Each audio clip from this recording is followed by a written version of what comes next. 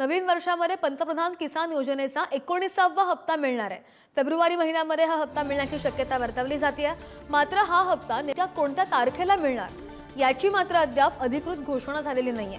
दरम्यान योजनेच्या संदर्भात अनेक संभ्रम सुद्धा आहेत। मोबाईल क्रमांक, आधार क्रमांक लिंक, बँक खातं, 7/12 उतार्यासह फेरफार नोंदींच्या संदर्भात विविध प्रश्न सध्या उपस्थित होत आहेत। शेतकऱ्यांचा संभ्रम दूर करण्यासाठी कृषी अधिकारी जगदीश पाटील यांच्याशी आमचे प्रतिनिधी किरण ताजणे यांनी केलेली बातचीत पाहूया। पंतप्रधान किसान योजनेच्या पार्श्वभूमीवर काही शेतकऱ्यांमध्ये संभ्रम निर्माण झालेला आहे। या सगळ्या पार्श्वभूमीवर माझ्यासोबत बोलण्यासाठी नाशिक विभागाचे कृषी उपसंचालक जगदीश पाटील सर आहे।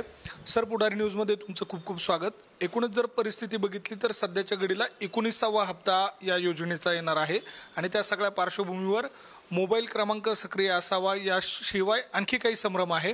नेमकी काय सविस्तर माहिती?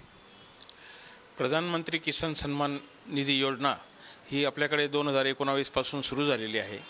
सध्या आता 19वा हप्ता दिला जाणार आहे, परंतु यासाठी महत्त्वाचं जे डॉक्युमेंट्स आहेत ते जरी शेतकऱ्यांचे अपडेट झालेले असले पण त्याच्यात शेतकऱ्यांनी खात्री केली पाहिजे की आपलं जे अकाउंट नंबर आहे, खाते नंबर आहे, तो आधार लिंक आहे किंवा नाही। जर ते जे खातं आहे ते आधार लिंक करून घेणं आवश्यक आहे।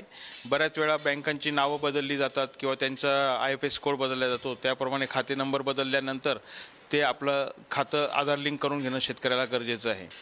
त्याचबरोबर त्याचे जे E-KYC करणं पण आवश्यक आहे। E-KYC साठी त्याचा 7/12चा उतारा, त्याचप्रमाणे फेरफाराची नोंद 2019ची ज्यान्वये त्याचा 7/12 त्याच्या नावावर झालेला आहे, 2019 पूर्वीचा तो असणं आवश्यक आहे, ती नोंद असणं आणि त्याचबरोबर त्याचं बँक खातं त्याला आधार खात्याशी लिंक असणं, ह्या तिन्ही गोष्टी त्यांनी कन्फर्म करून घेतल्या गेल्या पाहिजे। त्याच्यासाठी तालुका कृषी अधिकारी कार्यालयामध्ये सुद्धा ही सुविधा आपण संबंधित आमचा PM किसानसाठीचा कॉम्प्युटर ऑपरेटर, संगणक चालक ही करत असतो। व्हिडिओ जर्नलिस्ट जयेश साबळेसह मी किरण ताजणे, पुढारी न्यूज।